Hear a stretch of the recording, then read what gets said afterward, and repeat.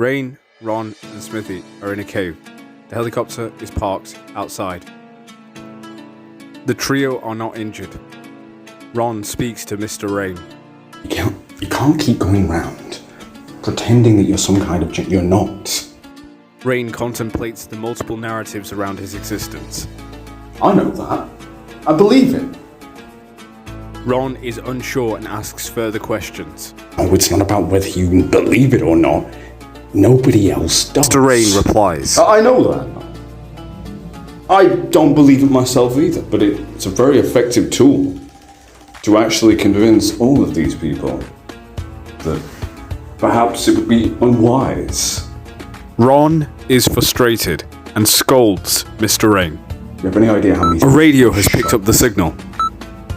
I don't know about you, but you weren't bleeding no fire.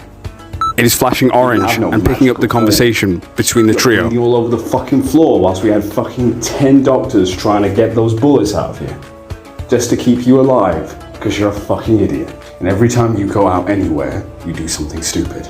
Mr. Rayne provides an explanation. Look, the people believe this everywhere they go. He's a djinn. He must be 9 feet tall. Ron replies to Mr. Rayne. They know what you are. Freakishly tall, yes. Ron reflects on Mr. Rayne's mortality. That's it. Rayne is indifferent. Well, we got out of the last one, didn't we? And hey, to be honest, the fact that Assad is dead is a great day for democracy. Smithy speaks. Weren't we actually supposed to secure a contract with Assad? Mr. Rayne looks around the room and then responds to Smithy. Well, it doesn't matter if we were supposed to secure a contract. He's dead. To be honest, it's the better of two evils. Forget the lesser. Either way, we've helped secure the regional security of the country. I mean, sure, but under new leadership, I think that actually things would improve. I think that Assad himself was pretty terrible as a general and tactician, and hopefully, he will keep all those things to himself. Well, not Assad, Assad's dead, but hopefully his office will keep all those things to himself. To themselves, to the institution. Hopefully they do good, and don't necessarily reveal the collusion between the West and... Rayne looks down and cleans his glasses. and Syria. I mean, that would be disastrous. Ron is frustrated and responds to Mr. Rayne. I'm pretty sure they don't fucking care. I'm pretty sure the only thing they fucking care about is the fact that you went in there, killed that president, and then got away with it. Yeah, I kind of think that's the only thing they're really thinking of, to be honest. Mr. Rayne is both nervous and furious. It doesn't matter. It doesn't matter. It's a great day for human rights. It's a great day for democracy. Ron looks away and lectures Mr. Rayne. You keep bleeding on about human rights.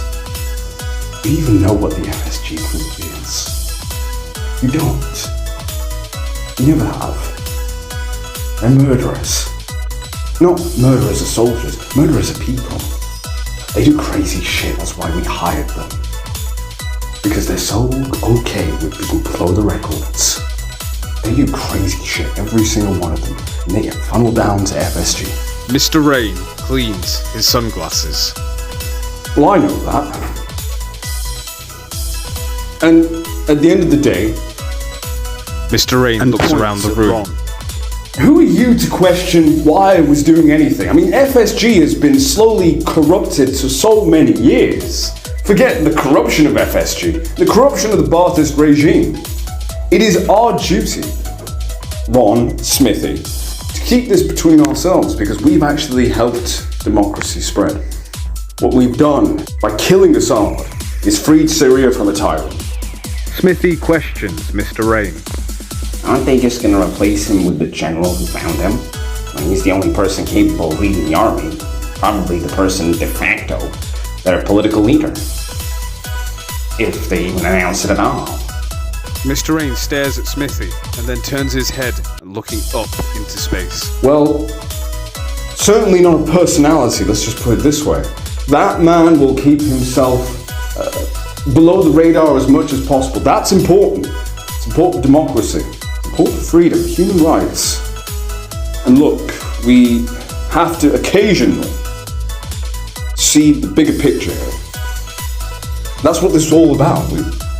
We would rid Syria of ISIS by undermining some key strategic operations that only we found, by the way. Only we found. The conversation is now being tracked by the general. Right, we determined these operations in these locations and give the Syrian Arab army the ability to take back their country. Yes, we used corrupted men, but I was going to send them all to prison anyway. I mean, they wanted to be part of this group and then to be funneled down into the system. They're evil. And that's the truth, that's the reality. All so that we, by which I mean me, could end the civil war and also the tyrannical government that exists. Signal is broadcasting on the public radio. Killing two birds with one stone. Ron replies. Well, you only had one stone, and you threw it at Assad and killed him. The general now has proof that Mr. Rayne killed the president.